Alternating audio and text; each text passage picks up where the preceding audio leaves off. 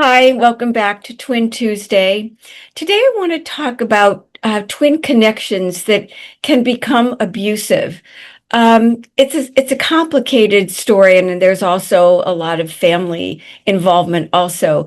But I've been struck lately because I've been speaking to a number of twin pairs, and these are female identical pairs, where their relationship is incredibly abusive. And the fact that they lie to each other, they have secrets, they're gaslighting one another. There's just these obvious deceptions where, they're treating one another very poorly.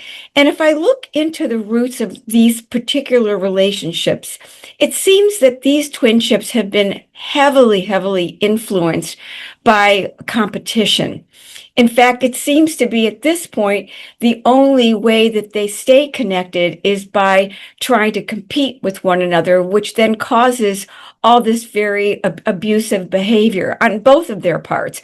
But usually one puts up with it, one perpetuates it. And it seems to be that the one who puts up with it is seemingly so needy and desperate for the connection that even though she may logically, rationally realize how her sister's treating her, that's better in a way than feeling like her relationship with her twin is really become very, very dysfunctional. So, and again, this is not an uncomplicated or unknown model. This happens a lot in abusive relationships between singletons, but it is really, I think, exceptionally twinged with competitive feelings.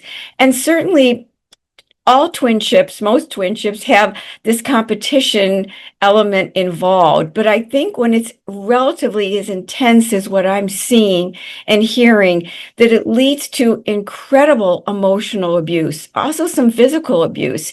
And the twins both seem so connected and so willing to take part in all of it that not until one's able to give it up and find that there's other plausible, healthy ways of connecting with others, it seems to be such a very dominant attachment pattern that unfortunately makes their life so incredibly miserable.